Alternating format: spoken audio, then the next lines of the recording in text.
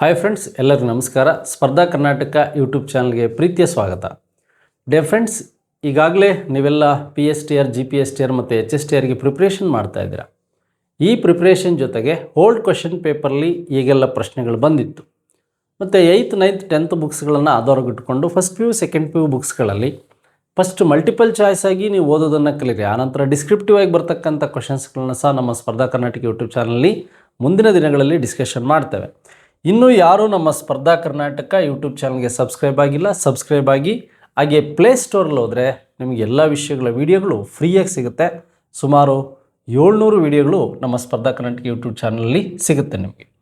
ಅದೇ ರೀತಿಯಾಗಿ ಯಾರು ಈಗ 1ರಿಂದ 5ನೇ ತರಗತಿ PSTRಗೆ ಸ್ಟಡಿ ಮಾಡ್ತಾ ಇದ್ದೀರಾ, ಅವರಿಗೆ ಒಂದು ವ್ಯವಸ್ಥಿತವಾದಂಥ ಚೈಲ್ಡ್ ಸೈಕಾಲಜಿ, GK ಇರ್ಬೋದು, ಜನರಲ್ ಕನ್ನಡ ಇರ್ಬೋದು, ಇಂಗ್ಲೀಷ್ ಇರ್ಬೋದು, EVS, ಕಂಪ್ಯೂಟರ್ ಮತ್ತು ಮ್ಯಾಥ್ಸ್ ಕ್ಲಾಸ್ಗಳು ನಮ್ಮ ಏನು ಸ್ಪರ್ಧಾ ಕರ್ನಾಟಕ ಅಕಾಡೆಮಿ ಮೊಬೈಲ್ ಆ್ಯಪಲ್ಲಿ ನಿಮಗೆ ಸಿಗುತ್ತೆ. ಇದರ ಸದುಪಯೋಗವನ್ನು ಪಡಿಸ್ಕೊಳ್ಬೋದು. ನೆಕ್ಸ್ಟು ಅದೇ ರೀತಿಯಾಗಿ ನೀವು PM ಮೆಥಡ್ ಮತ್ತು ಸೋಷಿಯಲ್ ಸೈನ್ಸ್, HSTR ಮತ್ತು GPSTR ಈ ಫುಲ್ ಪ್ಯಾಕೇಜ್ಗಳ ಒಂದು ಕೋರ್ಸ್ ಸಹ ನಮ್ಮಲ್ಲಿದೆ. ಅದನ್ನು ಸಹ ನೀವು ಇದರ ಸದುಪಯೋಗ ಪಡಿಸ್ಕೊಳ್ಬೋದು. ಹಾಗಾದರೆ ಈ ವಿಷಯಗಳಿಗೆ ಸಂಬಂಧಿಸಿದಂತೆ ಇಂದಿನ ಸೋಷಿಯಲ್ ಸೈನ್ಸ್ ವಿಷಯದಲ್ಲಿ ಇತಿಹಾಸದ ಪ್ರಶ್ನೆಗಳು ಏನೆಲ್ಲ ಬಂದಿದೆ ಅಂತಕ್ಕಂಥದ್ದನ್ನು ನಾವು ಇಲ್ಲಿ ನೋಡ್ತಾ ಹೋಗೋಣ. ಹಾಗಾದರೆ ಭಾಳ ಸಿಂಪಲ್ಲಾಗಿ ಪ್ರಶ್ನೆಗಳನ್ನು ಯಾವ ರೀತಿ ಕೇಳ್ತಾ ಹೋಗಿದ್ದಾರೆ ಎಕ್ಸಾಮ್ಗಳಲ್ಲಿ, ಅದು ಸಾರ್ವಜನಿಕ ಶಿಕ್ಷಣ ಇಲಾಖೆಯಲ್ಲಿ.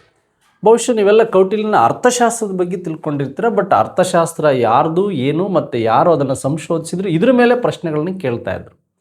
ಆದರೆ ಇಲ್ಲೊಂದು ಹೇಳಿಕೆ ಸ್ಟೇಟ್ಮೆಂಟ್ ವೈಸ್ ಕ್ವೆಶನ್ಸನ್ನು ಕೇಳಿದ್ದಾರೆ. ಆ ಕ್ವೆಶನ್ಸ್ ಹೇಗಿದೆ ಅಂತ ನೋಡೋಣ. ನೋಡಿ, ಈ ಕೌಟಿಲ್ಯನ ಅರ್ಥಶಾಸ್ತ್ರದಲ್ಲಿ ರಾಜಕೀಯದ ಬಗ್ಗೆ ಮತ್ತು ಅನೇಕ ಉಲ್ಲೇಖಗಳಿವೆ ಅಂತಕ್ಕಂಥ ಸ್ಟೇಟ್ಮೆಂಟ್ ಇದೆ.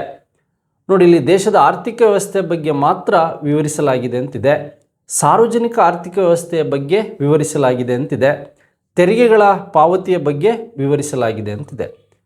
ನೋಡಿ, ಆಲ್ಮೋಸ್ಟ್ ನಿಮಗೆ 2 ಆಪ್ಷನ್ಸ್ ಅಲ್ಲ ಅಂತ ಗೊತ್ತಾಗುತ್ತೆ. ಯಾವುದು? ಈ D ಮತ್ತು B ಆಪ್ಷನ್ಸ್ ಅಲ್ಲ ಅಂತ ಗೊತ್ತಾಗುತ್ತೆ.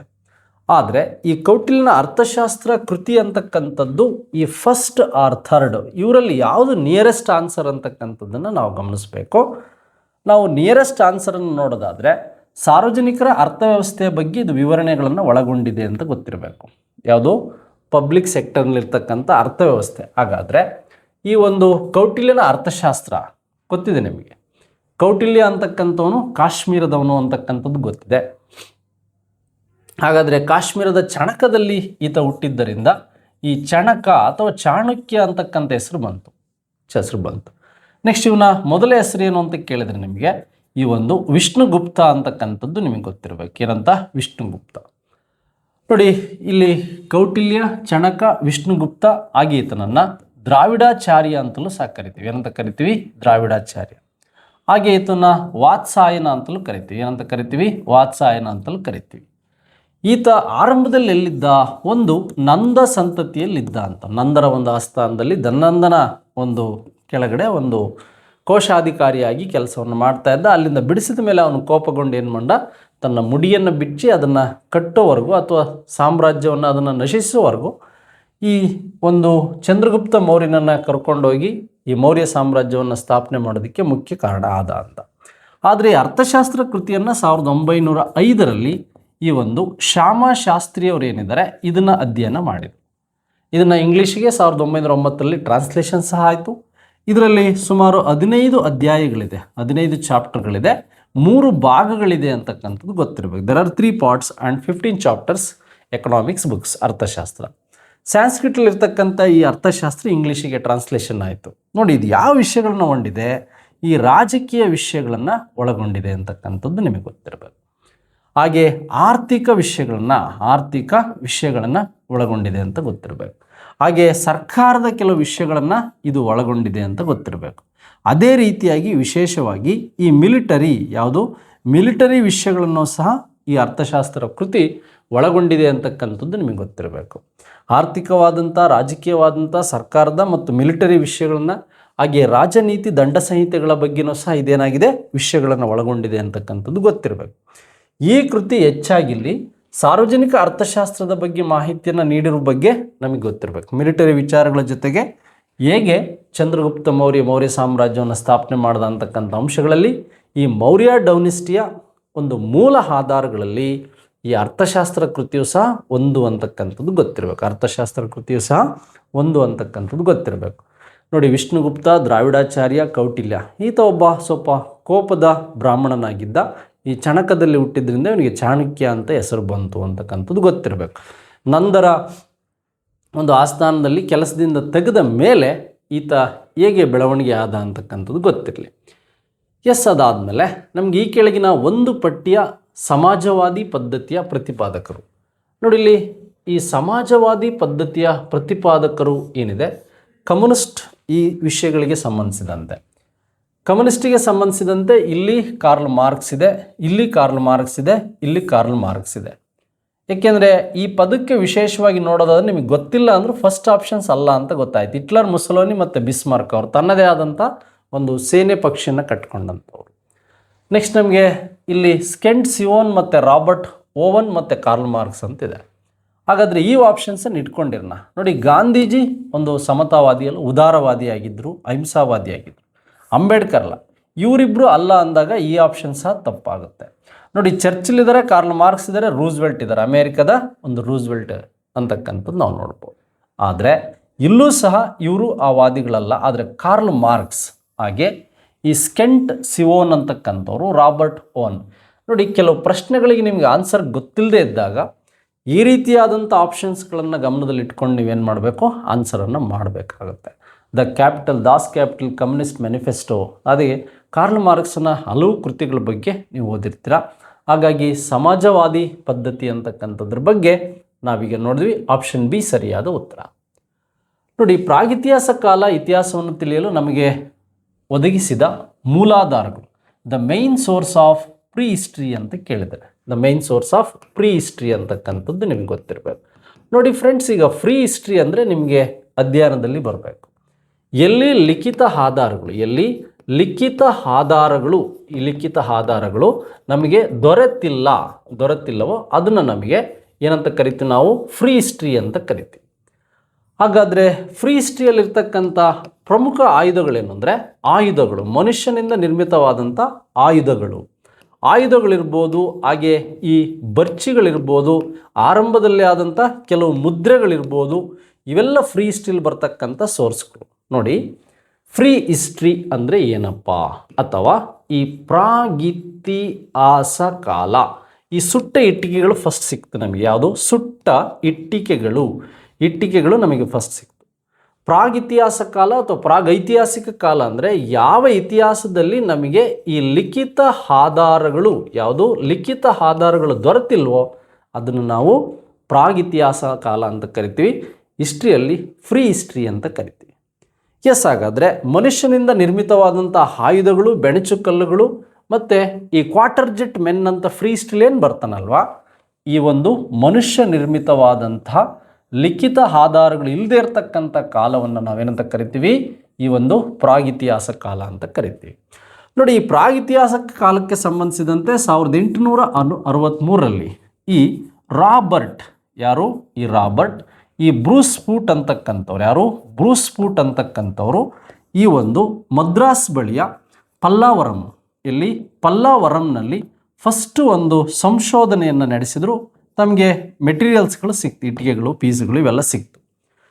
ಈ ತಮಿಳುನಾಡಿನ ಪಲ್ಲಾವರಂನ ಸಂಶೋಧನೆ ಆಗಿದ್ದು ರಾಬರ್ಟ್ ಬ್ರೂಸ್ ಸ್ಪೂಟ್ ಅವರಿಂದ. ಇದು ಮೊದಲ ಸಂಶೋಧನೆ, ಭಾರತದಲ್ಲಿ ಎಕ್ಸ್ಕ್ಯಾವೇಷನ್ ಆಗುತ್ತೆ. ಹಾಗಾಗಿ ಈ ರಾಬರ್ಟ್ ಬ್ರೂಸ್ ಸ್ಪೂಟ್ ಅವರನ್ನು ನಾವು ಫಾದರ್ ಆಫ್ ಪ್ರೀ ಹಿಸ್ಟ್ರಿ ಅಂತ ಕರಿತೀವಿ. ಏನಂತ ಕರಿತೀವಿ? ಫಾದರ್ ಆಫ್ ಫ್ರೀ ಹಿಸ್ಟ್ರಿ ಅಂತ ಕರಿತೀವಿ. ಭಾರತದಲ್ಲಿ ಪ್ರೀ ಹಿಸ್ಟ್ರಿಯ ಪಿತಾಮಹ ಯಾರು ಅಂತಕ್ಕಂಥದ್ದು ನಿಮಗೆ ಗೊತ್ತಾಗಬೇಕು. ಪ್ರೀ ಹಿಸ್ಟ್ರಿಯ ಪಿತಾಮಹ ಅಂತಕ್ಕಂಥದ್ದು ಗೊತ್ತಾಗಬೇಕು. ಹಾಗಾದರೆ ಇತಿಹಾಸ ಕಾಲ ಅಂತ ಕರೆದ್ರೆ, ಹಿಸ್ಟಾರಿಕಲ್ ಏಜ್ ಅಂತ ಕರೆದ್ರೆ ನಾವಿದನ್ನು ಇತಿಹಾಸ ಕಾಲ ಅಂತ ಕರೆದ್ರೆ ಲಿಖಿತ ಆಧಾರಗಳು ಸಿಕ್ಕಿದೆ, ಪುಸ್ತಕಗಳು, ಶಾಸನಗಳು, ಕೈ ಬರಹಗಳು, ಇದನ್ನು ಏನಂತ ಕರಿತೀವಿ? ಹಿಸ್ಟಾರಿಕಲ್ ಏಜ್ ಅಂತ ಕರಿತೀವಿ. ನೋಡಿ, ನಾವು ಎರಡು ರೀತಿ ಡಿವೈಡ್ ಮಾಡ್ತೀವಿ, ಒಂದು ಫ್ರೀ ಹಿಸ್ಟ್ರಿ, ಒಂದು ಹಿಸ್ಟಾರಿಕಲ್ ಪೀರಿಯಡ್ ಅಂತ. ಇತಿಹಾಸ ಕಾಲ ಅಂದರೆ ಲಿಖಿತ ಆಧಾರಗಳು ದೊರೆತಿದೆ ಅಂತ. ಯಾವುದು? ಈ ಲಿಖಿತ ಆಧಾರಗಳು ದೊರೆತಿರ್ತಕ್ಕಂಥದ್ದು, ದೊರೆತಿರೋದನ್ನು ನಾವು ಇಲ್ಲಿ ಹಿಸ್ಟ್ರಿ ಅಂತ ಕರಿತೀವಿ. ದೊರೆದೇ ಇರತಕ್ಕಂಥದ್ದನ್ನು, ದೊರೆತಿಲ್ಲ ಅದನ್ನು ನಾವೇನಂತ ಕರಿತೀವಿ? ಫ್ರೀ ಹಿಸ್ಟ್ರಿ ಅಂತ ಕರಿತೀವಿ. ಹಾಗಾದ್ರೆ ಹಿಸ್ಟ್ರಿಯಲ್ಲಿ ಬರೋದು ಯಾವುದು? ಶಾಸನಗಳು, ಹಾಗೆ ಈ ಕೈ ಬರಹಗಳು, ಇನ್ಸ್ಕ್ರಿಪ್ಷನ್ ಇರ್ಬೋದು, ಬುಕ್ಸ್ಗಳಿರ್ಬೋದು, ಹಾಗೆ ಬರಹಗಳಿರ್ಬೋದು, ಮತ್ತು ನಾಣ್ಯಗಳೇನಿದೆ ಇದೆಲ್ಲ ಎಲ್ಲಿ ಬರುತ್ತೆ ಅಂದರೆ ಈ ಹಿಸ್ಟ್ರಿಯಲ್ಲಿ ಬರುತ್ತೆ. ಮತ್ತು ಸ್ಮಾರಕಗಳು, ಮೊನೊಮೆಂಟ್ಸ್ಗಳಿರ್ಬೋದು, ಅವೆಲ್ಲ ಇಲ್ಲಿ ಬರ್ತಕ್ಕಂಥದ್ದು. ಹಾಗಾಗಿ ನಮಗೆ ಫಸ್ಟ್ ಫ್ರೀ ಹಿಸ್ಟ್ರಿ ಮತ್ತು ಹಿಸ್ಟ್ರಿ ಪೀರಿಯಡ್ ಬಗ್ಗೆ ಮಾಹಿತಿ ಬೇಕಾಗುತ್ತೆ. ಹಾಗಾದರೆ ಪ್ರಾಗಿತಿಹಾಸ ಕಾಲಕ್ಕೆ ಸಂಬಂಧಿಸಿದಂತೆ ನಮಗೆ ಅದಕ್ಕೆ ಹೇಳೋದು, ಸಿಂಧೂ ನಾಗರಿಕತೆಯ ಒಂದು ಪ್ರಮುಖ ಆಧಾರಗಳು ಯಾವುದು ಅಂತ ಕೇಳ್ತಮ್ಮ ಅನ್ಸುತ್ತೆ. ಯಾವುದು ಅಂದರೆ ಮುದ್ರೆಗಳು ಅಂತ ಗೊತ್ತಿರಬೇಕು ನಿಮಗೆ. ಅದು ಮುದ್ರೆಗಳು, ಯಾಕೆಂದ್ರೆ ಅಲ್ಲಿ ಲಿಖಿತ ಆಧಾರಗಳು ನಮಗೆ ಗೊತ್ತಾಗಿಲ್ಲ. ಸೀಲ್, ಈ ಸೀಲ್ಗಳೇನಿದೆ ಈ ಸೀಲ್ಗಳೇ ಪ್ರಮುಖ ಆಧಾರಗಳಾಗಿತ್ತು ಅಂತ ನಿಮಗೆ GPSTಯಲ್ಲಿ ಕೇಳಿದ್ದೇನೆ, ಗೊತ್ತಿರಬೇಕು. ಹಾಗಾದ್ರೆ ಈ ಕಾನ್ಸೆಪ್ಟ್ ಬಗ್ಗೆ ನಾವು ಗೊತ್ತಾಯ್ತು. ಈಗ ನೆಕ್ಸ್ಟ್ ಇದಾದಮೇಲೆ ಸ್ನೇಹಿತರೆ ನಮಗೆ ಮುಂದಿನ ಪ್ರಶ್ನೆ, ಪ್ರಾಚೀನ ನಾಗರಿಕತೆಯ ಕಾಲದಲ್ಲಿ ಬಳಸಲಾದ ನಾಹೆಟ್ ಎಂಬ ಅರ್ಥ ಏನು ಅಂತ ನೋಡಿ. ನಾಹೆಟ್ ಅಂತಕ್ಕಂಥ ಅರ್ಥ ಏನು? ಇದೊಂದು ಭಾಷೆಯಾಗಿತ್ತು ಹೇಗೆ ಅಂತಕ್ಕಂಥದ್ದು. ನಮಗೆ ಈ ಒಂದು ಉತ್ತರ ಯಾವುದು, ಉತ್ತರ ಅಮೇರಿಕೆ ಇರ್ಬೋದು, ಯಾವುದು ಉತ್ತರ ಅಮೇರಿಕೆ ಇರ್ಬೋದು, ಹಾಗೆ ಈ ದಕ್ಷಿಣ ಅಮೇರಿಕೆ ಇರ್ಬೋದು, ದಕ್ಷಿಣ ಅಮೇರಿಕೆ ಇರ್ಬೋದು. ಇಲ್ಲಿದ್ದಂತಹ ಈ ಒಂದು ಆಸ್ಟೆಕ್ ಅಂತಕ್ಕಂಥದ್ದು ಅಥವಾ ಈ ಒಂದು ಮೆಕ್ಸಿಕೋ ಜನಾಂಗಕ್ಕೆ ಸಂಬಂಧಿಸಿದಂತಹ ಒಂದು ಜನಾಂಗದ ಜೀವಂತ ಭಾಷೆ ಆಗಿತ್ತು ಇದು ಅಂತ ನೀವು ಇಷ್ಟು ಓದಿರ್ತೀರ. ಯಾವುದು? ನಾಹಟ್ ಅಂತಕ್ಕಂಥದ್ದು. ನಾಹಟ್ ಅಂತಕ್ಕಂಥದ್ದು ಹಾಗಾದರೆ ಒಂದು ಲ್ಯಾಂಗ್ವೇಜ್, ಅದೊಂದು ಸ್ಕ್ರಿಪ್ಟ್ ಆಗಿತ್ತು. ಈ ಆಸ್ಟೆಕ್ ಜನಾಂಗ, ಆಸ್ಟೆಕ್ ಪೀಪಲ್ ಬಗ್ಗೆ ನೀವು ತಿಳ್ಕೊಂಡಿರ್ತೀರ, ಓದಿರ್ತೀರ. ಫಸ್ಟ್ PU ಬುಕ್ಸಲ್ಲೂ ಸಹ ಇದ್ರ ಬಗ್ಗೆ ಇದೆ. ನೀವು ಅದಕ್ಕೆ ವರ್ಲ್ಡ್ ಹಿಸ್ಟ್ರಿ ಬಗ್ಗೆ ಸ್ವಲ್ಪ ಚೆನ್ನಾಗಿ ಓದಬೇಕಂದ್ರೆ ಈ first world war, second world war, ಹಾಗೆ ಲೀಗ್ ಆಫ್ ನೇಷನ್ಸ್ ಮತ್ತು UNO, ಹಾಗೆ otherwise civilisation, Mesopotamia, Euphrates Tigris ನದಿ ಬಗ್ಗೆ, ಹಾಗೆ ಈ ಒಂದು ಜರ್ಮನಿ, ಇಟಲಿ ಏಕೀಕರಣ, ರಷ್ಯಾ. ಈ ಸೆಕೆಂಡ್ PU ಬಿಟ್ಟು ಫಸ್ಟ್ ಇಯರ್ PUC ಇತಿಹಾಸ ಪುಸ್ತಕ DSCRT ಇದನ್ನು ಓದಿ ಆಲ್ಮೋಸ್ಟ್ ಇದರಲ್ಲಿ ಗೌರ್ಮೆಂಟ್ ಕೊಡುವಂಥ ಪ್ರಶ್ನೆಗಳು ಕವರ್ ಆಗುತ್ತೆ. ನೀವು ಅದನ್ನು ಅಧ್ಯಯನ ಮಾಡಬೇಕು. ಎಸ್, ಪಾಣಿನಿಯ ಕೃತಿ ಅಷ್ಟಾಧ್ಯಾಯಿ ಈ ಕೆಳಗಿನ ಯಾವುದಕ್ಕೆ ಸಂಬಂಧಿಸಿದೆ? ನೋಡಿ, ಪಾಣಿನಿಯ ಕೃತಿಯಾದಂಥ ಅಷ್ಟಾಧ್ಯಾಯಿ ನಿಮಗೆ ಗೊತ್ತಿದೆ, ಅದೊಂದು ಗದ್ಯ, ವ್ಯಾಕರಣ, ಪದ್ಯ, ಗಣಿತ ಅಂತ ಕೊಟ್ಟಿದ್ದಾರೆ. ನೋಡಿ, ಅಷ್ಟಾಧ್ಯಾಯಿ ಅಂತಕ್ಕಂಥದ್ದು ಒಂದು ವ್ಯಾಕರಣ ಕೃತಿ ಅಂತ ಗೊತ್ತಿರಬೇಕು. ಅಷ್ಟಾಧ್ಯಾಯಿ ಅಂತಕ್ಕಂಥದ್ದು ವ್ಯಾಕರಣ ಕೃತಿ ಅಂತ ಗೊತ್ತಿರಬೇಕು. ಗದ್ಯ ಕೃತಿ ಕನ್ನಡದಲ್ಲಿ ಯಾವುದು ಗದ್ಯ ಕೃತಿ ಅಂದರೆ ಈ ಒಂದು ವಡ್ಡಾರಾಧನೆ ಅಂತಕ್ಕಂಥದ್ದು ನಿಮಗೆ ಗೊತ್ತಿರಬೇಕು. ವಡ್ಡಾರಾಧನೆ ಗದ್ಯ ಕೃತಿ. ಇದು ಈ ಶಿವಕೋಟ್ಯಾಚಾರ್ಯ, ಯಾರು? ಈ ಶಿವಕೋಟ್ಯಾಚಾರ್ಯ ಬರೆದಿರ್ತಕ್ಕಂತಹ ಒಂದು ಕೃತಿ. ನೆಕ್ಸ್ಟು ಕನ್ನಡದ ಮೊದಲ ಪದ್ಯ ಕೃತಿ ಯಾರು ಅಂದರೆ ಕವಿರಾಜ ಮಾರ್ಗ. ಈ ಕವಿರಾಜ ಮಾರ್ಗ ಅಂತಕ್ಕಂಥದ್ದೇನಿದೆ ಕನ್ನಡದ ಮೊದಲ ಉಪಲಬ್ಧ ಕೃತಿ, ಕನ್ನಡದ ಲಾಕ್ಷಣಿಕ ಕೃತಿ ಅಂತಕ್ಕಂಥದ್ದು. ಇದನ್ನು ಈ ಶ್ರೀ ವಿಜಯ, ಯಾರು? ಶ್ರೀ ವಿಜಯ ಬರೆದಂಥದ್ದು ಅಂತ ಗೊತ್ತಿರಬೇಕು. ಹಾಗೆ ಈ ಗಣಿತ ಕೃತಿಗೆ ಸಂಬಂಧಿಸಿದಂತೆ ನೋಡಿ, ಈ ಲೀಲಾವತಿ ಅಂತಕ್ಕಂತಹ ಒಂದು ಕೃತಿ ಗಣಿತ ವಿಷಯಗಳನ್ನು ಒಳಗೊಂಡಿದೆ. ಇದನ್ನು ಬರೆದಿರ್ತಕ್ಕಂಥವ್ರು ಯಾರು ಅಂದರೆ ಭಾಸ್ಕರಾಚಾರ್ಯ ಅಂತ ನಿಮಗೆ ಗೊತ್ತಿರಬೇಕು. ಇದನ್ನು ಬರೆದಿರ್ತಕ್ಕಂಥವ್ರು ಯಾರು ಅಂದರೆ ಭಾಸ್ಕರಾಚಾರ್ಯ. ಈಗ ಪಾಣಿನಿಯ ಅಷ್ಟಾಧ್ಯಾಯಿ ಕೃತಿ ಬಗ್ಗೆ ನಾವು ಮಾತಾಡುವಾಗ ಈ ಒಂದು ಏನು ಅಂಶಗಳಂತಕ್ಕಂಥದ್ದನ್ನು ನಾವು ನೋಡಿ. ಗಣಿತ ವಿಷಯಗಳನ್ನು ಒಳಗೊಂಡಿರ್ತಕ್ಕಂಥದ್ದು ಲೀಲಾವತಿ. ಕನ್ನಡದ ಮೊದಲ ಗದ್ಯ ಕೃತಿ ವಡ್ಡಾರಾಧನೆ. ಕನ್ನಡದ ಮೊದಲ ಈ ಒಂದು ಕವಿರಾಜ ಮಾರ್ಗ ಕೃತಿ ಶ್ರೀ ವಿಜಯ. ಹಾಗೆ ಈ ಕೇಶಿರಾಜನ ಶಬ್ದಮಣಿ ದರ್ಪಣ ಏನಿದೆ ಅದು ಸಹ ಕನ್ನಡದಲ್ಲಿ ವ್ಯಾಕರಣ ಕೃತಿಯಾಗಿ ಪ್ರಾಚೀನತೆಯನ್ನು ಪಡೆದಿದೆ ಅಂತಕ್ಕಂಥದ್ದು ನಿಮಗೆ ಗೊತ್ತಿರಬೇಕು. ಯಾವುದು? ಕೇಶಿರಾಜನ ಶಬ್ದಮಣಿ ದರ್ಪಣ. ಎಸ್, ಹಾಗಾದರೆ ಈ ಕೆಳಗಿನ ಯಾವ ಎರಡು ಶಿಲ್ಪಶಾಸನಗಳು ಒಂದುಗೂಡಿ ಗಾಂಧಾರ ಶಿಲ್ಪಕಲೆ ಎನಿಸಿಕೊಂಡಿವೆ? ಇಂಡೋ ಮತ್ತು ಇಸ್ಲಾಮಿಕ್, ಇಂಡೋ ಮತ್ತು ಈಜಿಪ್ಟ್, ಇಂಡೋ ಮತ್ತು ಗ್ರೀಕ್, ಇಂಡಿಯನ್ ಮತ್ತು ಗ್ರೀಕ್ ಮತ್ತು ಇಂಡಿಯನ್ ಮತ್ತು ಚೈನಾ. ನೋಡಿ, ನಿಮಗೆ ಇದು ಮತ್ತೆ ಪ್ರಶ್ನೆಗಳು ಬರ್ತಾ ಇದೆ ಅಂತಕ್ಕಂಥದ್ದು ಗಾಂಧಾರ ಸ್ಟೈಲ್ ಮೇಲೆ. ನೋಡಿ, ಗಾಂಧಾರ ಸ್ಟೈಲ್ ಬಂದಿದ್ದು ಈ ಕುಶಾನರ ಕಾಲದಲ್ಲಿ. ಅದು ಈ ಕಾನಿಷ್ಕ ಅಂತಕ್ಕಂಥವ್ನು ಏನು ಮಾಡ್ದ, ಇಂಟ್ರೊಡ್ಯೂಸ್ ಮಾಡ್ದ. ಈ ಅಫ್ಘಾನ್ ಎಲ್ಲಿ, ಈ ಅಫ್ಘಾನ್ನ ಗಾಂಧಾರ ಏನಿದೆ ಈ ಗಾಂಧಾರದಲ್ಲಿ ಈ ಕಲೆ ಬಂತು. ಆ್ಯಕ್ಚುಲಿ ಇದು ಭಾರತದ, ಯಾವುದು? ಭಾರತದ ಒಂದು ಹೃದಯವನ್ನು ಒಳಗೊಂಡಿದೆ. ಹಾಗೆ ಇದು ಗ್ರೀಕ್ನ ಒಂದು ಶೈಲಿಯನ್ನು ಒಳಗೊಂಡಿರ್ತಕ್ಕಂಥದ್ದು. ಹಾಗೆ ಇದು ಜ್ಞಾನ ಮುದ್ರಿತ ಕಣ್ಣುಗಳನ್ನು, ಹಾಗೆ ಗುಂಗರು ಕೇಶವನ್ನು, ಮಹಾಯಾನಕ್ಕೆ ಸಂಬಂಧಿಸಿದಂತಹ ಕೆಲವು ಅಂಶಗಳನ್ನು ಇದು ಒಳಗೊಂಡಿದೆ ಅಂತ ಗೊತ್ತಿರಬೇಕು. ಎಸ್, ಹಾಗಾದರೆ ಇದು ಗ್ರೀಕ್ನ ಅಪೋಲೋ ದೇವರೇನಿದೆ, ಅಪೋಲೋ ದೇವರೇನಿದೆ ಈ ಅಪೋಲೋ ದೇವರ ಪ್ರತಿಮೆ, ಇಜಿಸೆಲಾಸ್ ಅಂತಕ್ಕಂಥ ಒಬ್ಬ ಶಿಲ್ಪಿ ಬಗ್ಗೆ, ಹಾಗೆ ಈ ಗಾಂಧಾರ ಕಲೆಯ ಬಗ್ಗೆನೂ ನಮಗೆ ಗೊತ್ತಿರಬೇಕು. ನೋಡಿ, ಕುಶಾನರು ಕಾನಿಷ್ಕನ ಕಾಲದಲ್ಲಿ ಇದು ಇಂಟ್ರಡ್ಯೂಸ್ ಆಯಿತು. ಇಂಡೋ ಗ್ರೀಕ್ ಕಲೆಯಾಗಿದೆ ಅಂತಕ್ಕಂಥದ್ದು ಬೇಕು. ಹಾಗೆ ನೀಳಾಕಾಯವಾದಂಥ ದೇಹ ಇರ್ಬೋದು, ಗುಂಗರ ಕೇಶ ಇರ್ಬೋದು, ಹಾಗೆ ಜ್ಞಾನಮುದ್ರಿತ ಕಣ್ಣುಗಳಿರ್ಬೋದು. ಈ ಮಹಾಯಾನಕ್ಕೆ ಸಂಬಂಧಿಸಿದಂಥ ಬುದ್ಧನ ವಿಗ್ರಹಗಳೇನಾಗುತ್ತೆ ಇಲ್ಲಿ ಹೆಚ್ಚಾಗಿ ಈ ಒಂದು ಗಾಂಧಾರ ಕಲೆಯಲ್ಲಿ ಪ್ರಿಂಟ್ ಆಯಿತು ಅಥವಾ ಅದನ್ನು ಸಿದ್ಧಪಡಿಸಿದರು ಅನ್ನೋದು ನಿಮಗೆ ಗೊತ್ತಿರಬೇಕು. 6ನೇ ಪ್ರಶ್ನೆಗೆ ಇದು ಸರಿಯಾದ ಉತ್ತರ. ನೆಕ್ಸ್ಟು, ಜಿಲ್ಲಾ ಮಟ್ಟದಲ್ಲಿ ಮೌರ್ಯ ಅಧಿಕಾರಿಗಳನ್ನು ಇಳಿಕೆ ಕ್ರಮದಲ್ಲಿ ತೋರಿಸುವ ಪಟ್ಟಿ. ನೋಡಿ, ಜಿಲ್ಲಾ ಮಟ್ಟದಲ್ಲಿ ಪ್ರಾಂತೀಯ ಮಟ್ಟದಲ್ಲಿ ಇಳಿಕೆ ಕ್ರಮದಲ್ಲಿ ಜೋಡಿಸುವ ಪಟ್ಟಿ ಹೇಗಿತ್ತು ಅಂತಕ್ಕಂಥದ್ದು ನಮಗೆ ಬೇಕಾಗುತ್ತೆ. ಮೌರ್ಯರ ಬಗ್ಗೆ ಸಾಕಷ್ಟು ಪ್ರಶ್ನೆಗಳು ನಮಗೆ ಈಗಾಗಲೇ ಕೇಳ್ತಾ ಹೋಗಿದ್ದಾರೆ. ಸಾಕಷ್ಟು ಪ್ರಶ್ನೆಗಳನ್ನ ಈಗಾಗಲೇ ಕೇಳಿಸ್ತಾರೆ. ಒಬ್ಬ ಈ ಒಂದು ಕುಮಾರ ಅಂತಿರ್ತಾನೆ, ರಾಜಕುಮಾರ ಅಥವಾ ಕುಮಾರ ಅಂತ ಇರ್ತಾನೆ. ಫಸ್ಟು ಕುಮಾರ ಆದಮೇಲೆ ನಮಗೆ ಬರ್ತಕ್ಕಂಥದ್ದು ಈ ಪ್ರಾದೇಶಿಕ ಅಂತ ಬರುತ್ತೆ. ಯಾವ್ದು ಬರುತ್ತೆ? ಪ್ರಾದೇಶಿಕ. ಪ್ರಾದೇಶಿಕ ಆದಮೇಲೆ ನಮಗೆ ಬರ್ತಕ್ಕಂಥದ್ದು ಯಾವುದು ಅಂದರೆ ಈ ಯುಕ್ತ ಅಂತಕ್ಕಂಥದ್ದು ಬರುತ್ತೆ. ಯುಕ್ತ ಆದಮೇಲೆ ಯಾವ್ದು ಬರುತ್ತೆ ಅಂದರೆ ಈ ರಾಜುಕ ಅಂತಕ್ಕಂಥದ್ದು ಬರುತ್ತೆ. ರಾಜುಕ ಆದಮೇಲೆ ನಮಗೆ ಯಾವ್ದು ಬರುತ್ತೆ ಅಂದರೆ ಈ ಆಗ್ರೋಹಿ ಅಂತಕ್ಕಂಥದ್ದು ಬರುತ್ತೆ. ಇವನು ಡಿ ಸಿ ಡಿಸ್ಟ್ರಿಕ್ಟ್ ಆಫೀಸರಿಗೆ ಸಂಬಂಧಿಸಿದಂತೆ. ನೋಡಿ, ಇಲ್ಲಿ ಕುಮಾರ, ಪ್ರಾದೇಶಿಕ, ಯುಕ್ತ, ರಾಜುಕ ಅಂತಕ್ಕಂಥದ್ದು ನಾವು ಆರ್ಡ್ರಾಗಿ ಬರೆದಿರ್ತಕ್ಕಂತಹ ಒಂದು ಇಳಿಕೆ ಕ್ರಮದಲ್ಲಿ ಬರೆದಿರ್ತಕ್ಕಂತಹ ಒಂದು ಅಂಶಗಳು. ಕುಮಾರ, ರಾಜಕುಮಾರ ಅಂದರೆ ಯುವರಾಜ ಇರ್ತಾನೆ ಇಲ್ಲಿ. ಯುವರಾಜ ಆದಮೇಲೆ ಪ್ರಾದೇಶಿಕ ಬರ್ತಾನೆ, ಪ್ರಾದೇಶಿಕ ಆದಮೇಲೆ ಯುಕ್ತ ಬರ್ತಾನೆ, ಯುಕ್ತ ಆದಮೇಲೆ ರಾಜುಕ ಬರ್ತಾನೆ ಅಂತಕ್ಕಂಥದ್ದು ಗೊತ್ತಿರಬೇಕು. ಯುಕ್ತ ಆದಮೇಲೆ ರಾಜುಕ ಬರ್ತಾನೆ ಅಂತ. ನೋಡಿ, ಆಗ್ರೋಹಿಗಳಿಗೆ ಸಂಬಂಧಿಸಿದಂತೆ ಡಿ ಸಿ ಜಿಲ್ಲಾಧಿಕಾರಿ ಅಂತ ಕರೀತಾರೆ. ಆಗ್ರೋಹಿಣಿ ಅಥವಾ ಆಗ್ರೋಹಿ ಅಂದರೆ ಈ ಮೌರ್ಯರ ಕಾಲದಲ್ಲಿ ಡಿ ಸಿ ಅಥವಾ ಜಿಲ್ಲಾಧಿಕಾರಿ ಅಂತಕ್ಕಂಥದ್ದು ನಿಮಗೆ ಗೊತ್ತಿರಬೇಕು. ಅದೇ ರೀತಿಯಲ್ಲಿ ಈ ಅಶೋಕನ ಕಾಲದಲ್ಲಿ ರಜ್ಜುಕ ಅಂತಕ್ಕಂಥ ಒಬ್ಬ ನ್ಯಾಯಾಧೀಶ, ಕಂದಾಯಾಧಿಕಾರಿಗಳು ಸಹ ಇದ್ದ. ರಜ್ಜುಕ ಬೇರೆ, ರಾಜುಕ ಬೇರೆ. ಹಾಗಾದರೆ ಕೊಟ್ಟಿರುವ ಸಂಕೇತಗಳಿಂದ ಕೆಳಕಂಡ ಕೊಟ್ಟಿರುವ ಮೌರ್ಯರ ಕಾಲದ ಘಟನೆಗಳನ್ನು ಸರಿಯಾಗಿ ಈವೆಂಟ್ಸನ್ನು ಜೋಡಿಸಿ ಅಂತ ಕೊಟ್ಟಿದ್ದಾರೆ. ನೋಡಿ, ಭಾರತದ ಮೇಲೆ ಈ ಸೆಲ್ಯೂಕಸ್ ದಾಳಿ ಮಾಡಿ ಚಂದ್ರಗುಪ್ತ ಮೌರ್ಯ ಇವನ ಮಗಳನ್ನು ಮದುವೆ ಆಗ್ತಾನೆ. ಇವನ ದಾಳಿ 305 ಸುಮಾರು BCEನಲ್ಲಿ ಆಗಿರ್ಬೋದು ಅಂತ ಊಹೆ, ಬಿಫೋರ್ ಕಾಮನ್ ಇರೋದ್ರಲ್ಲಿ. ನೋಡಿ, ಅದಾದಮೇಲೆ ನಮಗೆ ಈ ಬೃಹದ್ರಥನ ಒಂದು ಕಗ್ಗೊಲೆ ಆಗುತ್ತೆ. ಪುಷ್ಯಮಿತ್ರ ಶುಂಗ ಏನು ಮಾಡ್ತಾನೆ, ಶುಂಗ ಸಂತತಿಯನ್ನು ಸ್ಟಾರ್ಟ್ ಮಾಡೋದಕ್ಕೆ 1185 ಈ BCEನಲ್ಲಿ ಬೃಹದ್ರಥನ ಕೊಲೆಯಾಗುತ್ತೆ. ಹಾಗೆ ಕುಣಾಲು, ಅಶೋಕನ ನಂತರ ಅಶೋಕನ ಉತ್ತರಾಧಿಕಾರಿ ಯಾರಪ್ಪ ಅಂದರೆ ಈ ಕುಣಾಲು. ನೋಡಿ, 232ರಲ್ಲಿ ಅಶೋಕನ ನಂತರ ಈ BCEನಲ್ಲಿ ಅಧಿಕಾರಕ್ಕೆ ಬಂದವನು ಕುಣಾಲು. ಹಾಗಾದರೆ ಮೆಗಸ್ತಾನಿಸನ ಭೇಟಿ ಭಾರತಕ್ಕೆ ಈ 302 BCEನಲ್ಲಿ ಚಂದ್ರಗುಪ್ತ ಮೌರ್ಯನ ಆಸ್ಥಾನಕ್ಕೆ ಇವನು ಭೇಟಿಯನ್ನು ನೀಡ್ತಾನೆ. ಹಾಗಾದರೆ ನಮಗೆ ಕಾಲಾನುಕ್ರಮವಾಗಿ ಬರೀರಿ ಅಂತ ಕೊಟ್ಟರೆ, ಫಸ್ಟ್ ಈಗ BCEಯಲ್ಲಿ ಬಂದಿದ್ದೆ 305, ಇದಿಲ್ಲೇ ಫಸ್ಟ್ ಇದೆ 305. ನೆಕ್ಸ್ಟು 302 ಫೋರ್ತ್ ಒನ್ ಇಲ್ಲಿ ಕರೆಕ್ಟಾಗಿದೆ, ಇಲ್ಲಿ ಕರೆಕ್ಟಾಗಿದೆ. ನೆಕ್ಸ್ಟ್ ಹಾಗಾದರೆ ಥರ್ಡ್ ಒನ್ ಈಗ ಇಲ್ಲೂ ಸೇಮ್ ಇದೆ, ಇಲ್ಲೂ ಸೇಮ್ ಇದೆ. ಈಗ ಯಾವುದು ಮ್ಯಾಚ್ ಇನ್ನೂ 2 ಮ್ಯಾಚ್ ಅಂದರೆ ನಾವು ಹುಡುಕ್ಲೇಬೇಕು. ನೆಕ್ಸ್ಟು ಕುಣಾಲು ಸಿಂಹಾಸನ ಏರಿದ್ದು ಥರ್ಡ್ ಒನ್ ಇಲ್ಲಿದೆ. ಸೆಕೆಂಡ್ ಒನ್ ಬೃಹತ್ ಕಗ್ಗೊಲೆ ಲಾಸ್ಟ್ ಏನಿದೆ ಇದು ಇಲ್ಲಿದೆ. ಹಾಗಾಗಿ ಈ ಒಂದು ಅಂಶ, ಈ ಪುಷ್ಯಮಿತ್ರ ಶುಂಗ ಬೃಹದ್ರಥನನ್ನು ಕೊಂದಿದ್ರ ಬಗ್ಗೆ ನಮಗೆ ಐಡಿಯಾ ಇರಬೇಕು. ಏಕೆಂದರೆ ಇದೆಲ್ಲ ಬಿಫೋರ್ ಕಾಮನ್ ಇರೋದಲ್ಲಿ ಬರ್ತಕ್ಕಂಥದ್ದು, ಸಾಮಾನ್ಯ ಶಕಪೂರ್ವದಲ್ಲಿ ಬರ್ತಕ್ಕಂಥ ಘಟನೆಗಳು.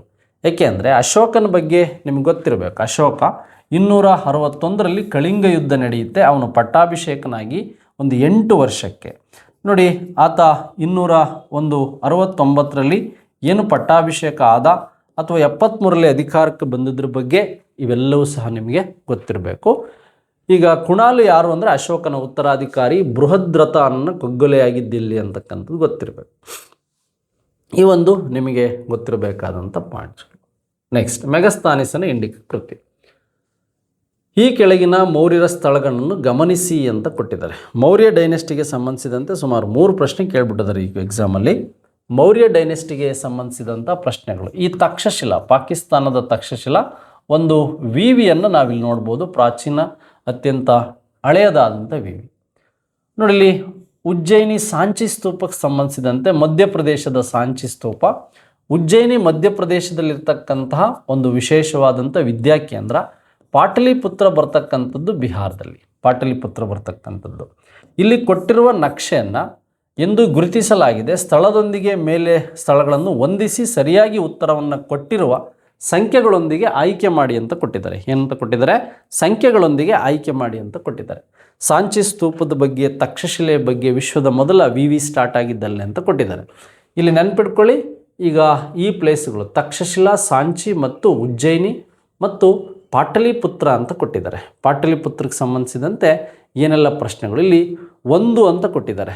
ಈ 1 ನಿಮಗೆ ಗೊತ್ತಿರಬೇಕು. 1, 2, 3, 4 ಇದಕ್ಕೆ ABC ಆಗಿ ಏನು ಮಾಡ್ತಾನೆ ಅವನು? ABCD ಆಗಿ ಕನ್ವರ್ಟ್ ಮಾಡಿದ್ದಾನೆ. ಈಗ ಫಾರ್ ಎಕ್ಸಾಂಪಲ್ ನೋಡಿ, ಇಲ್ಲಿ A ಇದೆ, B ಇದೆ, C ಇದೆ, D ಇದೆ. ಇಲ್ಲಿ D ಎಲ್ಲಿದೆ? ಇಲ್ಲಿ D ಕೊಟ್ಟಿದ್ದಾನೆ. ಎಲ್ಲಿ ಕೊಟ್ಟಿದ್ದಾನೆ? ಇಲ್ಲಿ D ಕೊಟ್ಟಿದ್ದಾನೆ. ಹಾಗಾದರೆ ಈ Dಗೆ ಇಲ್ಲಿ ಆಪ್ಷನ್ ಎಷ್ಟನೇದು? Dಗೆ ತಕ್ಷಶಿಲೆ. ಯಾಕೆಂದರೆ ಇದು ಭಾರತದ ಒಳಗಿದೆ, ಪಾಕಿಸ್ತಾನದಲ್ಲಿ ಬರುತ್ತೆ, ಇನ್ನೂ ಮೇಲ್ಭಾಗದಲ್ಲಿ ಬರುತ್ತೆ. ಇದು ಏನು ಬರುತ್ತೆ? ಪಾಕಿಸ್ತಾನದ ಹೊರಗಡೆ ಬರುತ್ತೆ. ಪ್ರಿಂಟ್ ಮಾಡುವಾಗ ಈ ಥರ ಆಗಿದೆ ಅಂತಕ್ಕಂಥದ್ದು. ಮೇಲ್ಭಾಗದಲ್ಲಿ ಇರ್ತಕ್ಕಂಥದ್ದು ಪಾಕಿಸ್ತಾನದ ಪಂಜಾಬ್ ಪ್ರಾಂತ್ಯದಲ್ಲಿ ಬರ್ತಕ್ಕಂಥ ಈ ತಕ್ಷಶಿಲೆ. ಈಗ Dಗೆ 1 ಎಲ್ಲಿದೆ ಅಂತ ನೋಡೋಣ. ನೋಡಿ, 3 ಆನ್ಸರ್ ಕರೆಕ್ಟ್ ಇದೆ. Dಗೆ 1 ಇಲ್ಲಿದೆ, Dಗೆ 1 ಇಲ್ಲಿದೆ. ಹಾಗಾದರೆ ಮತ್ತೆ ನಾವು ನೆಕ್ಸ್ಟ್ ಹುಡುಕ್ಲೇಬೇಕು. ಹಾಗಾದರೆ A ಕೊಟ್ಟಿದ್ದಾನೆ. A ಪ್ಲೇಸ್ ಯಾವುದು ಅಂತ ಗೊತ್ತಿರಬೇಕು. ನಾನಲ್ಲಿ 2 ಮಧ್ಯಪ್ರದೇಶ ಅಂತ ಹೇಳಿದೆ. ಇದು MP-ಲಿದೆ, ಇದು MP-ಲಿದೆ, ಇದು ಬಿಹಾರದಲ್ಲಿದೆ. ಯಾವುದು? A ಬಿಹಾರದಲ್ಲಿದೆ. ಹಾಗಾದರೆ A ಬಿಹಾರ ಅಂದರೆ ಇಲ್ಲಿ ಕೊಟ್ಟಿರ್ತಕ್ಕಂಥದ್ರಲ್ಲಿ ಪಾಟಲಿಪುತ್ರ ಎಲ್ಲಿದೆ ಅಂತ ನೋಡೋಣ. ಪಾಟಲಿಪುತ್ರ ಎಲ್ಲಿದೆ? 4ಅಲ್ಲಿದೆ. ಪಾಟಲಿಪುತ್ರ ಎಲ್ಲಿದೆ? 4ಅಲ್ಲಿದೆ. ಈಗ ನಾವು ನೋಡೋದಾದರೆ ಪಾಟಲಿಪುತ್ರ 4ಅಲ್ಲಿದ್ದರೆ ಈಗ ಎಗೆ 4 ಎಲ್ಲಿದೆ? ಇಲ್ಲಿದೆ. ಪಾಟಲಿಪುತ್ರ ಇಲ್ಲಿದೆ. ನೆಕ್ಸ್ಟ್ ಹಾಗಾದರೆ ಎಗೆ 4 ಪಾಟಲಿಪುತ್ರ ಇಲ್ಲಿದೆ ಅಂತ ಆದಮೇಲೆ ನೆಕ್ಸ್ಟ್ ನಮಗೆ ಸಾಂಚಿ ಅಂತಕ್ಕಂಥದ್ದು ಎಲ್ಲಿದೆ ಅಂತ ನೋಡೋಣ. ಸಾಂಚಿ ಈಗ ಬಿಗೆ ನಾವು ನೋಡೋದಾದರೆ ಈಗ ಬಿ ಇದೆಯಲ್ವಾ, ಬಿಗೆ ಫಸ್ಟು ಸಾಂಚಿ ಬರುತ್ತಾ ಉಜ್ಜಯಿನಿ ಬರುತ್ತಾ ಅನ್ನೋದು ನಮಗೆ ಬೇಕಾದಂಥ ಅಂಶ. ಸಾಂಚಿ 2 ಎಲ್ಲಿದೆ ಅಂತಕ್ಕಂಥದ್ದು ನೋಡೋಣ. ಸಾಂಚಿ 2 ಎಲ್ಲಿದೆ ಅಂತಕ್ಕಂಥದ್ದು, 3 ಎಲ್ಲಿದೆ ಅಂತಕ್ಕಂಥದ್ದು ನೋಡೋಣ. 3 ಮತ್ತು T ನಮಗೆ ಇಲ್ಲಿ ಬಿಗೆ ಸಂಬಂಧಿಸಿದಂಥ ಅಂಶಗಳೆಲ್ಲಿದೆ, ಸಿಗೆ ಸಂಬಂಧಿಸಿದಂಥ ಅಂಶಗಳು ಎಲ್ಲಿದೆ ಅಂತ ನೋಡಿ. ನಮಗೆ ಬಿ ಸಿಗೆ ಸಂಬಂಧಿಸಿದಂಥ ಅಂಶಗಳು ಈಗ ನಮಗೆ ಸಿ ಕಾಮನ್ ಇದೆ. ಸಿ ಇಲ್ಲೂ ಇದೆ, ಸಿ ಇಲ್ಲೂ ಇದೆ. ಯಾವುದು? ನಮಗೆ ಎರಡನೇ ಆಪ್ಷನ್ನು. ಎರಡನೇ ಆಪ್ಷನ್ ಯಾವುದು? ಸಾಂಚಿ. ಸಾಂಚಿ ಅಂತಕ್ಕಂಥದ್ದು ಸಿ ಇದೆ ಅಂತಕ್ಕಂಥದ್ದು. ಹಾಗಾದರೆ ಬಿ ಉಜ್ಜಯಿನಿ ಅಂತಕ್ಕಂಥದ್ದು ಇಲ್ಲಿದೆ ಅಂತಕ್ಕಂಥದ್ದು. ಯಾವುದು? ಉಜ್ಜಯಿನಿ ಅಂತಕ್ಕಂಥದ್ದು ನಮಗೆ ಇಲ್ಲಿದೆ ಅಂತಕ್ಕಂಥದ್ದು ಗೊತ್ತಾಗಬೇಕು. ಯಾವುದು? ಉಜ್ಜಯಿನಿ, ಪಾಟಲಿಪುತ್ರ, ಸಾಂಚಿ ಮತ್ತು ಈ ಒಂದು ಅಂಶಗಳು ನಮಗೆ 3 ಮತ್ತು 4ಕ್ಕೆ ಸಂಬಂಧಿಸಿದಂಥ ಅಂಶಗಳು. ಸಿಗೆ ಸಂಬಂಧಿಸಿದಂಥ ಅಂಶಗಳು ಯಾವುದು ನೋಡಿ? ಸಿಗೆ 2 ಯಾವುದು ಅಂತ ನೋಡೋಣ. ಸಿಗೆ 2 ಯಾವುದು ಅಂದರೆ ಸಾಂಚಿ. ಸಿಗೆ 2 ಯಾವುದು ಅಂದರೆ ಸಾಂಚಿ. ಸಿಗೆ 2 ಇದೆ, ಸಾಂಚಿ. ಹಾಗಾದರೆ ಬಿಗೆ ಯಾವುದಿದೆ? 3 ಇದೆ. ಹಾಗಾದ್ರೆ ಇಲ್ಲಿ ನೋಡ್ಕೊಳ್ಳಿ 3 ಯಾವುದಿದೆ ಅಂತಕ್ಕಂಥದ್ದು. 3 ಎಲ್ಲಿದೆ ಅಂದರೆ ಬಿಗೆ 3 ಇದೆ ಅಂತಕ್ಕಂಥದ್ದು ನಮಗೆ ಗೊತ್ತಾಗಬೇಕು. ಹಾಗಾದರೆ ಬಿಗೆ 3 ಇದೆ ಅಂದರೆ ಅದು ಉಜ್ಜಯಿನಿ ಅಂತ ಗೊತ್ತಾಯಿತು. ಅದು ಉಜ್ಜಯಿನಿ ಅಂತ ಗೊತ್ತಾಯಿತು. ನೋಡಿ, ಈ ರೀತಿಯಾಗೂ ಸಹ ಪ್ರಶ್ನೆಗಳನ್ನು ನಿಮಗೆ ಕೊಟ್ಟಿರ್ತಾನೆ. ಅದನ್ನು ಭಾಳ ವ್ಯವಸ್ಥಿತವಾಗಿ ನೀವು ಓದ್ಕೊಂಡು ಇದನ್ನೇನು ಮಾಡಬೇಕು? ಆನ್ಸರ್ ಮಾಡಬೇಕು. ಇಲ್ಲ ಎಗೆ ಡಿ ಎಲ್ಲಿದೆ ಅಂತ ನೀವು ಒಂದೇ ಸಾರಿ ಗೆಸ್ ಮಾಡಿ ಈ ಪ್ರಶ್ನೆಗಳಿಗೆ ಸಂಬಂಧಿಸಿದಂತೆ ಆನ್ಸರನ್ನು ಮಾಡ್ಬೋದು. ಇದಕ್ಕೆ ಡಿ ಆಪ್ಷನ್ಸ್ ರೈಟ್ ಅಂತ ಗೊತ್ತಿರಬೇಕು. ಯಾವುದಕ್ಕೆ? ಇದಕ್ಕೆ ಡಿ ಆಪ್ಷನ್ ರೈಟ್ ಅಂತ ಗೊತ್ತಿರಲಿ. ಈ ರೀತಿ ಮ್ಯಾಪ್ ತಾನು ಸಹ ನಿಮಗೆ ಪ್ರಶ್ನೆಗಳು ಬರುತ್ತೆ.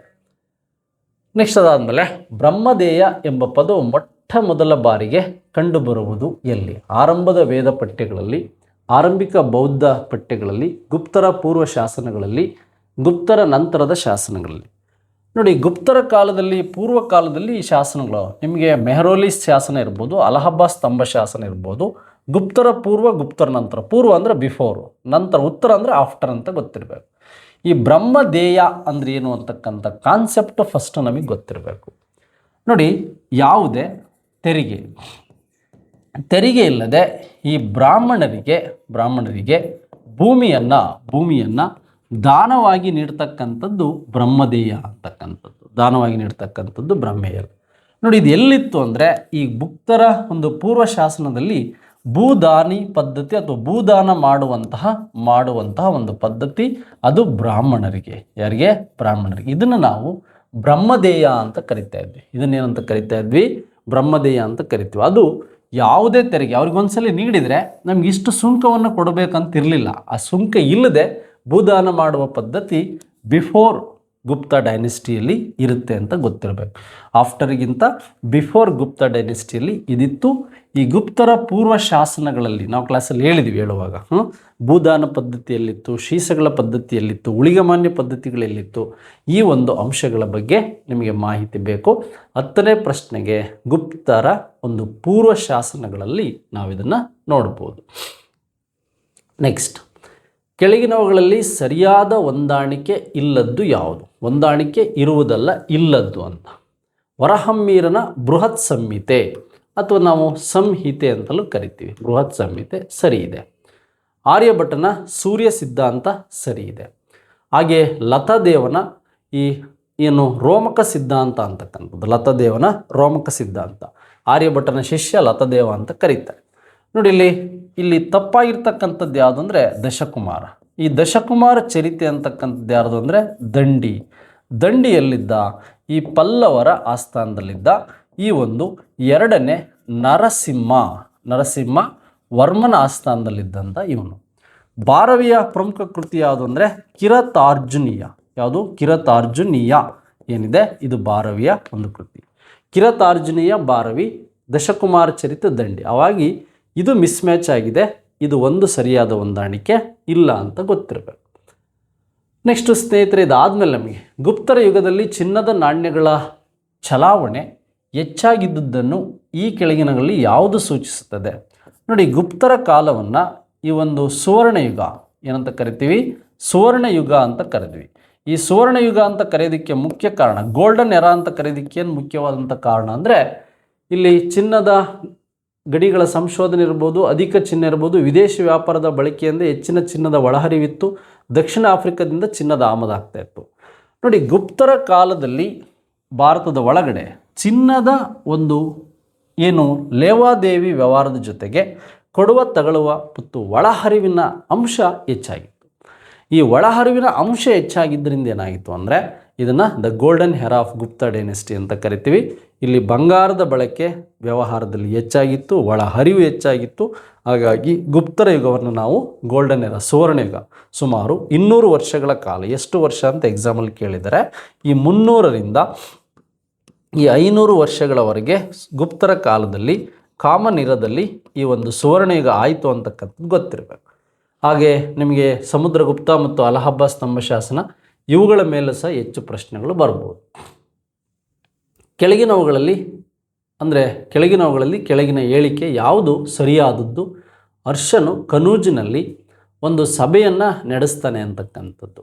ಬಡಜನರಿಗೆ ದಾನ ಧರ್ಮ ವಿತರಿಸುವುದಕ್ಕಾಗಿ, ವೈನತ್ಸಾಂಗ್ ಭಾರತದ ಭೇಟಿಯನ್ನು ಗೌರವಿಸುವುದಕ್ಕಾಗಿ, ತನ್ನ ದಿಗ್ವಿಜಯಗಳ ಜ್ಞಾಪಕಾರ್ಥವಾಗಿ, ಹಾಗೆ ಉತ್ತರಾಧಿಕಾರಿ ಪ್ರಶ್ನೆಯನ್ನು ನಿರ್ಧರಿಸಲಾಗಿ. ನೋಡಿ, ಹರ್ಷವರ್ಧನ ಸುಮಾರು 200 ಹಳ್ಳಿಗಳ ಒಂದು ಏನು ಹಣವನ್ನು ಕೊಟ್ಟು ಈ ನಳಂದ ವಿವಿಯನ್ನು ಡೆವಲಪ್ ಮಾಡಿದಂಥವು.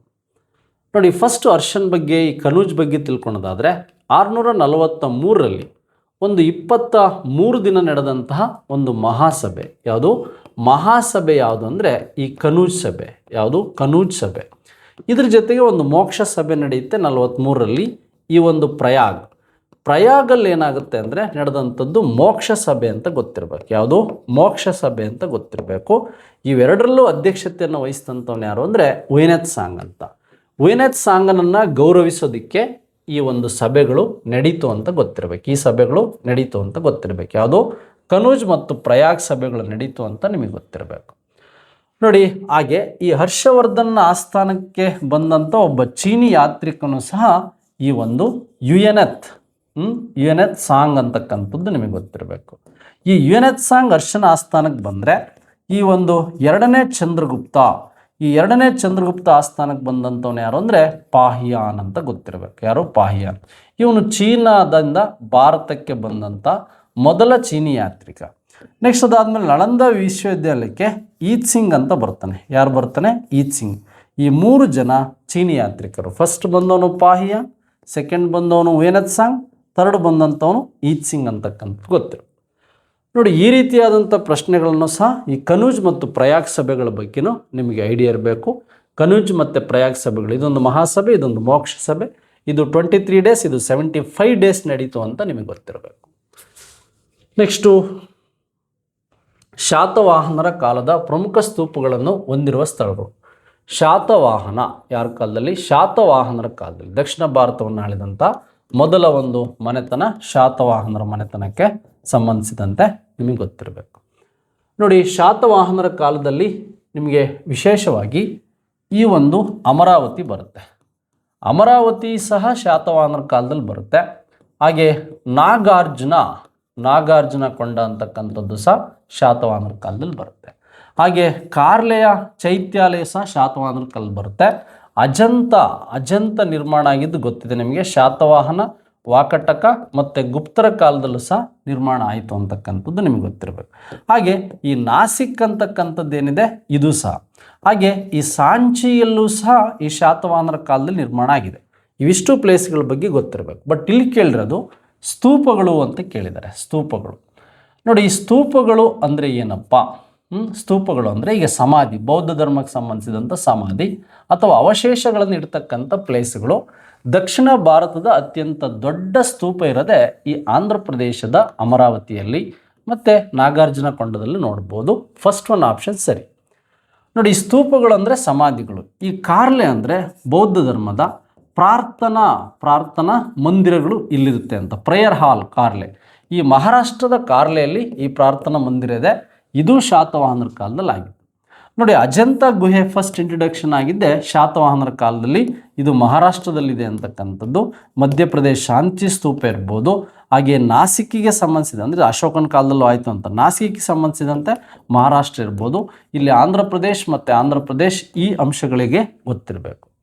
ನೋಡಿ, ನಾಸಿಕ್ ಇದೆ, ಐಹೊಳೆ ಇದೆ, ಪಟ್ಟದಕಲ್ಲಿದೆ. ಇದು ಐಹೊಳೆ ಪಟ್ಟದಕಲ್ಲು ನಿಮಗೆ ಗೊತ್ತಿದೆ, ಬಾದಾಮಿ ಚಾಲುಕ್ಯರ ಕಾಲದಲ್ಲಿ ಆದಂಥ ಘಟನೆಗಳು. ಈ ರೀತಿಯಾದಂಥ ಪ್ರಶ್ನೆಗಳನ್ನು ನಿಮಗೆ ಭಿನ್ನವಾಗಿ ಕೇಳ್ಬೋದು. ಯಾವ ಸಂತತಿಯ ಅಲ್ಮಿಡಿಯಲ್ಲಿ ದೊರೆತ ಮೊದಲ ಕನ್ನಡ ದಾಖಲೆಗಳನ್ನು ಹೊರಡಿಸಿದೆ ಅಂತ ನೋಡಿ. ಗಂಗರು ಮತ್ತು ಚಾಲುಕ್ಯರು, ರಾಷ್ಟ್ರಕೂಟರು, ಕದಂಬರು. ರೈಟ್ ಆನ್ಸರ್ ಯಾವುದು ಅಂದರೆ ಕದಂಬರು. ಶಾಸನ ಅಂದ ತಕ್ಷಣ ನಿಮಗೆ ಗೊತ್ತಿದೆ. ನೋಡಿ, ಅಲ್ಮಿಡಿ ಶಾಸನ ನಮಗೆ ಗೊತ್ತಾಗಿದ್ದೇ 1936 ಈ MH ಕೃಷ್ಣ ಅವರು ಏನು ಮಾಡ್ತಾರೆ, ಇದನ್ನು ಪತ್ತೆ ಹಚ್ತಾರೆ. ಎಲ್ಲಿ? ಹಾಸನದ ಬೇಲೂರು ತಾಲೂಕಿನ ಅಲ್ಮಿಡಿ ಅಂತಕ್ಕಂಥ ವಿಲೇಜಲ್ಲಿ. ಇದೊಂದು ದಾನ ಶಾಸನ ಅಂತಕ್ಕಂಥದ್ದು ನಿಮಗೆ ಗೊತ್ತಿರಬೇಕು. ಇದು ಕಾಕುತ್ಸ ವರ್ಮನ ಕಾಲದಲ್ಲಿ, ಯಾರ ಕಾಲದಲ್ಲಿ? ಕಾಕುತ್ಸ ವರ್ಮನ ಕಾಲದಲ್ಲಿ ಆಗಿದೆ. 450 ಕಾಮನ್ ಇರಾದಲ್ಲಿ ಇದು ಸ್ಥಾಪನೆ ಆಗಿದೆ ಅಲ್ಮಿಡಿ ಶಾಸನ. ಅಲ್ಮಿಡಿ ಶಾಸನದಲ್ಲಿ 17 ಸಾಲುಗಳಿವೆ. 17 ಸಾಲುಗಳಿದೆ. ಒಂದು ಸಾಲು ಏನಿದೆ ಇದು ಸಂಸ್ಕೃತ. ಯಾವುದು? ಇದು ಸಂಸ್ಕೃತ. ಹಾಗಾದರೆ ಈ 16 ಸಾಲುಗಳಲ್ಲಿದೆ ಯಾವ ಹಳೆಗನ್ನಡದಲ್ಲಿದೆ? ಪೂರ್ವ ಹಳೆಗನ್ನಡದಲ್ಲಿದೆ. ಎಸ್, ಹಾಗಾದರೆ ಇದರಲ್ಲಿ ಒಂದು ಸುದರ್ಶನ ಚಕ್ರವಿದೆ. ಡಿಯರ್ ಫ್ರೆಂಡ್ಸ್, ಈಗ ಈ ಅಲ್ಮಿಡಿ ಶಾಸನ ಈ ಆಕಾರವನ್ನು ಒಳಗೊಂಡಿದೆ. ಅಲ್ಮಿಡಿ ಶಾಸನ. ಈ ಅಲ್ಮಿಡಿ ಶಾಸನದಲ್ಲಿ ಈ ರೀತಿಯಾದಂತಹ ಬರವಣಿಗೆಗಳು ನಾವು ಕಾಣ್ತಾ ಹೋಗ್ಬೋದು. ಈ ರೀತಿಯಾದಂತಹ ಬರವಣಿಗೆಗಳನ್ನು ನಾವು ಕಾಣ್ತಾ ಹೋಗ್ಬೋದು. ಇಲ್ಲಿ ಒಂದು ಚಕ್ರ ಇದೆ. ಇದೇನಂದರೆ ಇದೇ ಸುದರ್ಶನ ಚಕ್ರ. ಯಾವುದು? ಇದು ಸುದರ್ಶನ ಚಕ್ರ ಅಂತ ಗೊತ್ತಿರಬೇಕು. ಬಟ್ ಇತ್ತೀಚೆಗೆ ನಮಗೆ ಈ ಹಲ್ಮಿಡಿ ಶಾಸನ ಕನ್ನಡದ ಒಂದು ಮೊದಲ ಶಾಸನ ಅಂತ ಏನಾಯಿತು, ಈಗ ನಮಗೆ ತಿಳಿದಿರುವಂತೆ 2013, 2014ರಲ್ಲಿ ಏನು ತಾಳಗುಂದ ಶಾಸನದ ಅಥವಾ ಕರ್ನಾಟಕದ ಅತ್ಯಂತ ಪ್ರಾಚೀನ ದೇವಾಲಯ ಇದೆ, ಪ್ರಣವೇಶ್ವರ ದೇವಾಲಯದ ಒಂದು ಮುಂಭಾಗದಲ್ಲಿ ಒಂದು ಚಪ್ಪಟೆ ಕಲ್ಲು ಸಿಕ್ಕಿದೆ.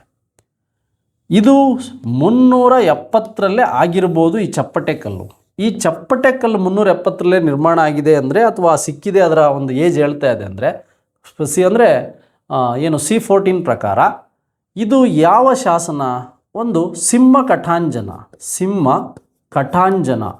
ಕಟಾಂಜನ ಶಾಸನ ಏನಿದೆ ಇದು ಏನಾದರೂ ಪ್ರೂವ್ ಆದರೆ ಕನ್ನಡದ ಮೊದಲ ಶಾಸನ ಆಗುತ್ತೆ ಅನ್ನೋದು ಈಗ ನಮ್ಮ ಆರ್ಕಿಯಾಲಜಿ ಡಿಪಾರ್ಟ್ಮೆಂಟಲ್ಲಿರ್ತಕ್ಕಂಥ ಒಂದು ಮಾಹಿತಿ.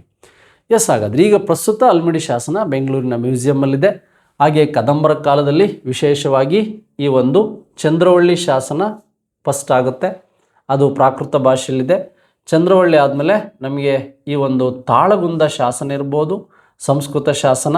ಹಾಗೆ ಹಲ್ಮಿಡಿ ಶಾಸನ ಇರ್ಬೋದು. ಹಾಗೆ ಗುಡ್ನಾಪುರ ಶಾಸನ ಇರ್ಬೋದು.